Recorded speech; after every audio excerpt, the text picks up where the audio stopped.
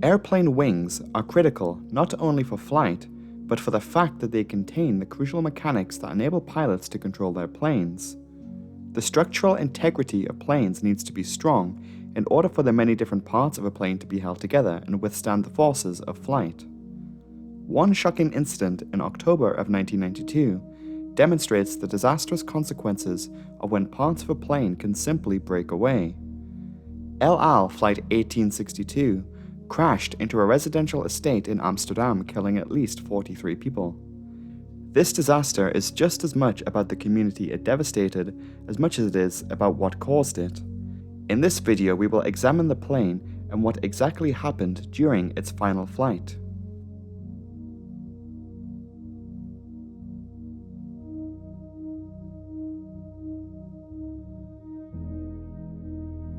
Airplane parts are not supposed to fall off.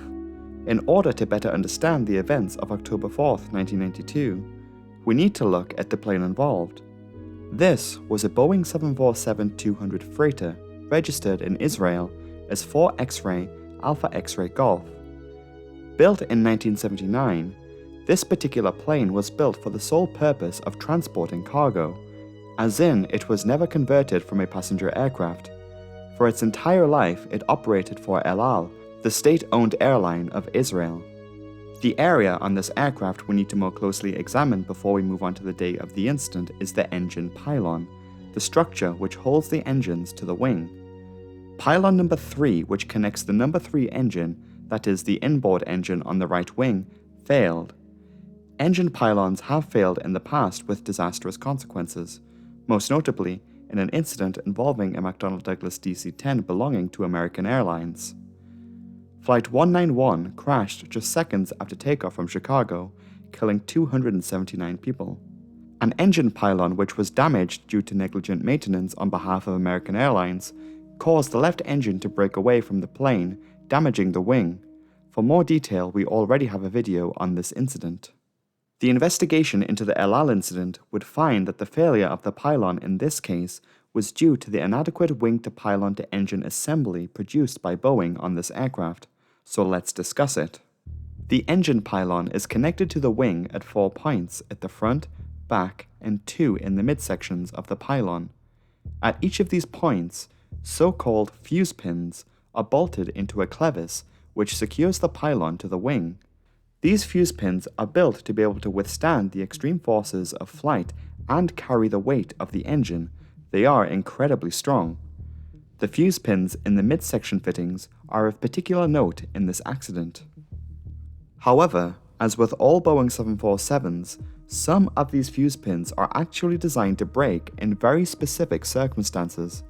If in the case of extreme engine vibration that could threaten the safety or controllability of the aircraft, the fuse pin bolts located at the forward and midsections of the pylon are designed to fail in a way which would allow the problem engine to break away from the wing. Commercial aircraft, especially a 4-engine plane like the 747, are designed with engine failures in mind. So airplanes are tested and certified to fly with one or more of the engines failed. Because the engines play such a critical role in the functionality of an airplane, vital fuel, hydraulic, air and electrical systems run from the wings through the pylon and to the engine. Boeing was informed of failures of the fuse pins as early as 1979, according to service bulletins which are noted in the accident report. They suggest that inspections of older model pins be performed every 2,500 flight hours for cracking in the metal. With this information, we can move on to the day of the accident, and we'll discuss more detail of the pylon failure as the accident occurred. On October 4th, 1992, an El Al cargo plane landed at Amsterdam Schiphol Airport at 2:40 p.m. The plane was inbound from New York.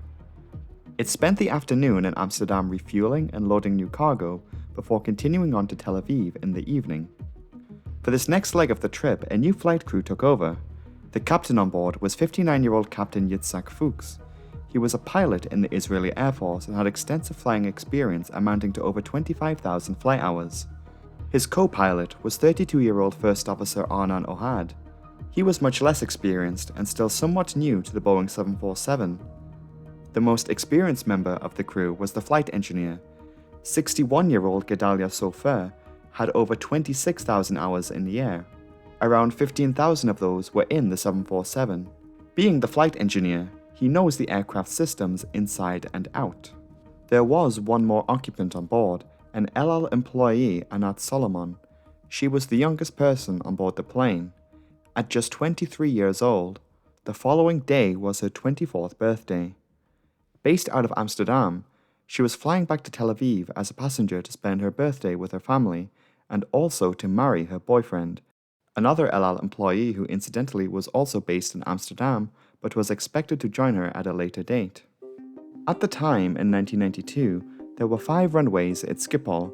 The newest Polderbahn runway did not open until 2003.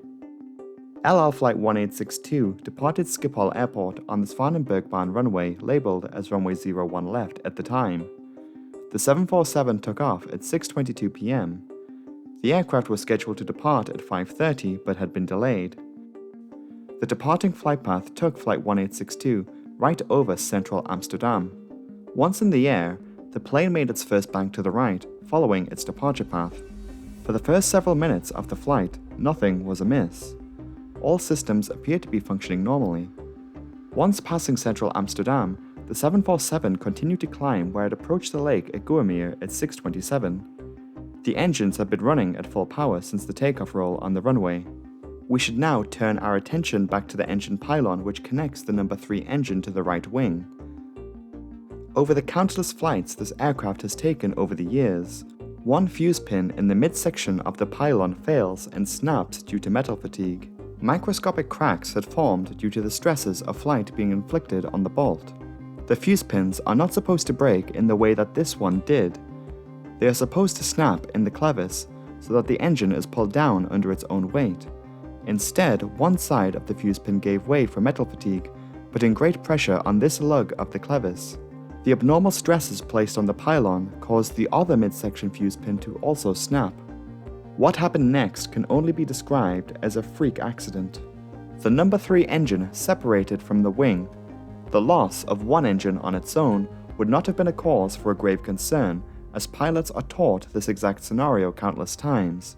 What happened here is that this engine fell into a trajectory where it struck the number 4 outboard engine on the same wing, taking a significant section of the wing's leading edge with it.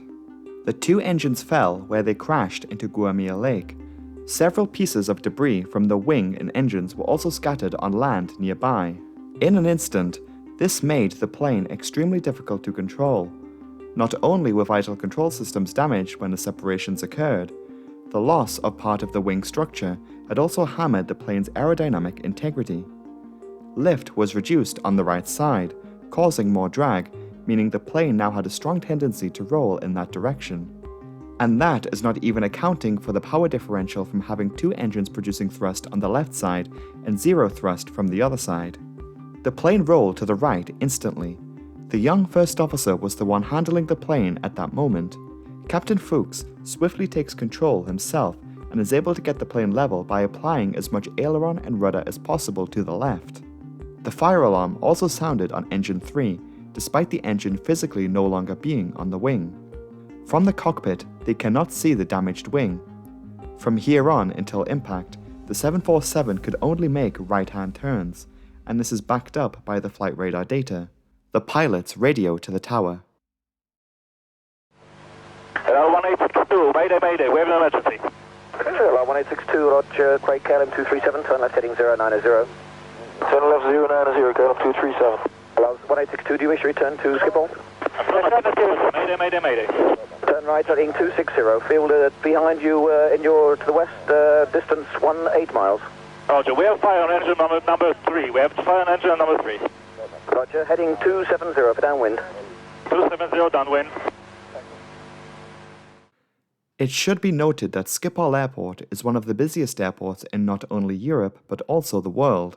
There were dozens of other aircraft all on the same frequency going in and out of the airport, as evident by the multiple other planes the controller here was dealing with. The efforts by the controllers that day really are very commendable, given the mental gymnastics needed to perform this job effectively in this scenario. The return back to the airport was commenced. Hello, 1862. 2 surface wind 040 at 21 knots. Roger. Lufthansa 5594, contact Amsterdam 123.85. 2385, bye-bye. Super 943, contact Maastricht 12762. 176, 943. Hello, 1862. We lost number 3 and number 4 engine. Number 3 and number 4 engine. Roger, 1862. What will be the runway in use for me at Amsterdam? Runway 06 in use, surface wind 040 at 21 knots, QNH 1012. 1012. We request 27 for landing. Roger, can you call approach now 1212 for your lineup? 1212, bye-bye. Bye. As stated here by the controller, the runway in use for landing was runway 06. In this emergency scenario, this runway was not ideal and so runway 27 was requested. Now came the task of lining the stricken plane up with the runway. An approach controller directs the plane north in an effort to try and line the plane up for 27. According to the ATC transcript, for landing on this runway, the crew would have had to deal with a 22-knot tailwind. These tailwinds are usually avoided for landings, as flying into the wind is preferred. The flight crew would also notice problems with the plane's flaps, this again being induced by the damage caused to the wing from the engine separations. This information was relayed to ATC. 1862, just to be sure, your engines number 3 and 4 are out? Number 3 and 4 are out and we have problems with our flaps. Problem with the flaps, roger. And flap problems? And flap problems? Yes. Landing clearance was given even though the plane was not lined up. Air traffic in this area was diverted onto different flight paths to give the plane the spacing it needs to maneuver. The plane also needs to descend. The pilots have been able to keep the plane flying for over 6.5 minutes at this point. Hello, 1862, continue descent 1,500 feet, 1,500. 1,500 and we have a controlling problem. You have controlling problems as well, roger. For around 8 minutes, the pilots battled to keep the plane aloft. As they needed to slow the plane down for landing, the aerodynamic stress led to the plane backing over to the right uncommanded again. What you are about to hear is the last radio transmission from the plane.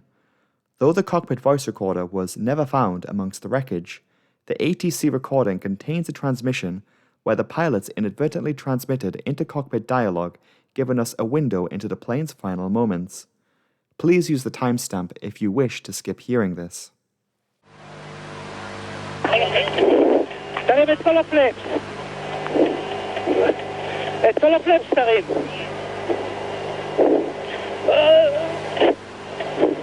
Dritte gear.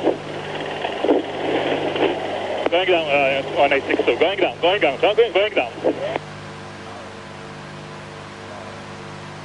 Is gebeurd. Hello, 1862, you're heading. Heeft geen zin, hij is geplastic. Heb je hem gezien? Eén grote rookwolk boven de stad. Jezus, stand bij Whiskey Papa inside.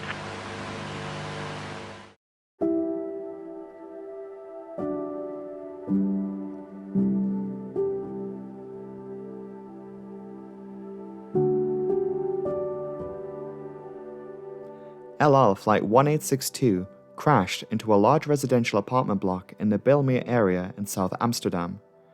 The area has multiple long stemming residential blocks. The 747 crashed on the corner of the Groeneveen and Klein-Kreutberg complexes. Upon impact, the plane exploded, destroying over 30 apartments.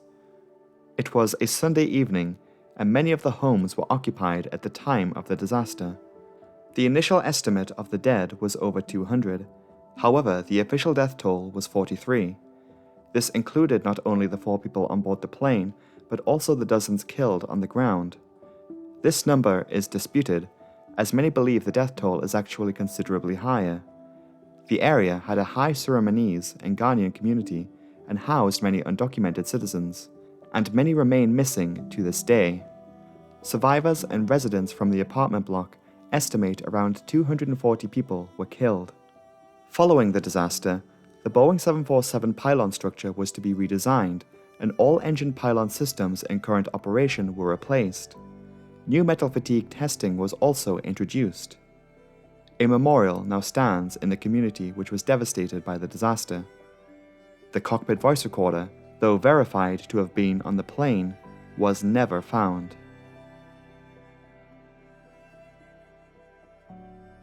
Hello everyone, I hope you're having a good day today. Thank you so much for watching and making it through to the end. I appreciate it a lot. Thanks. If you found this video to be interesting, be sure to leave a like and don't forget to subscribe, as there is always a new video every Saturday.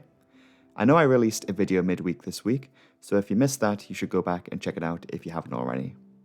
There will be another midweek video this month sometime. I'll let you know when that is. It could be as early as next week, but we'll see.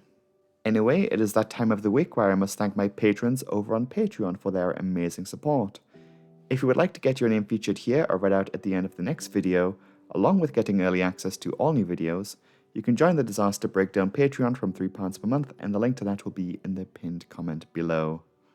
So a thank you to my £5 tier patrons, Avery Toyoda, Erin Wilson, Hector Palmatellas, Ken Zachman, Kenneth Morins, Christy, Leon San Jennings, Marie Ennis, MG, Mom Left Me at Best Buy, that's a great new name, Pac-Man7, Panic Chicken, Pedro Cruz, Rebecca Rivers, Soria Melody, Sleepy, So FP, and Sue Shoes. A big thank you to my £10 tier patrons for the amazing support they provide to the channel: Ada Montgomery, Ann Sid, Daniel Hendricks, Derek Bean, Karma, Mike Milton, Side Effect, Roger Mayer, Steve Cottrell, who is a new joiner, and Where Are My Cheetos? Thank you all so much, and thanks to everyone who was pledged on Patreon. That's it for now. Have a good Saturday, and I will see you next week. Goodbye.